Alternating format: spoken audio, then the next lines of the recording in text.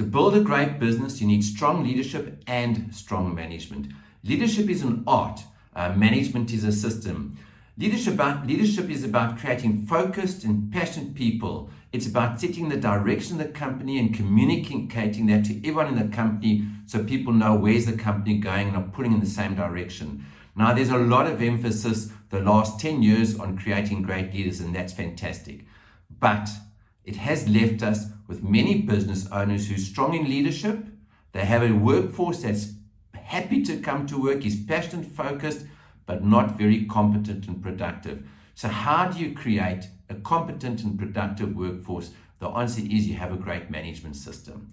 Well, here are some things that are common in great management systems. The first thing is the manager is not guilty of superhero artists. What's superhero artists? Quite simply put, it's when you as the manager see that one of your team has a problem and you dive in as the superhero and you fix a problem and it's sorted and you think, fantastic, what a great job I've done.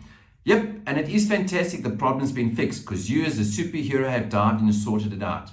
But longer term, have you taught the person that had the problem to be competent and productive? Are they able to fix the problem next time? No, they aren't. So we make sure that you're not guilty of superhero artists. Second thing I want to tell you is the questions you ask determine the answers that you get. So if a problem happens or someone in your team has hit a problem, how do you ask your questions? Do you say, who did that? Why is that like that? If you're going to ask those kind of questions, then you are going to encourage answers that are blame. No, it wasn't me. You see, John over there, that division did that. They didn't give us that in time. You're going to encourage blame and excuses. So watch the kind of questions you ask. What you really want to be asking is questions that are forward moving, that are action oriented and have a time. So for example, let's say something hasn't gone out to a customer, they're complaining. Instead of saying, why didn't this get out in time or whose fault was it? What you want to say is, John, what are 2 things that we can do in the next 2 hours to make sure this parcel gets to the customer? And then you keep quiet and you let John come up with 2 things. So remember, superhero artists, you don't want to be guilty of that. Watch the kind of questions you ask. And then lastly, to encourage proactivity amongst your team, you want them to be creating daily lists. At the end of every day, the last thing of every day before they go home, they need to have a little list that they've written up about what's the most important things they're tackling tomorrow. And they need to send that list to you. It doesn't have to be electronic. They can write it on a piece of paper. They can take a picture of it and send it to you. Why do you want to do that? You're training your team to be proactive, to think ahead about tomorrow, not just arrive and start fighting fires.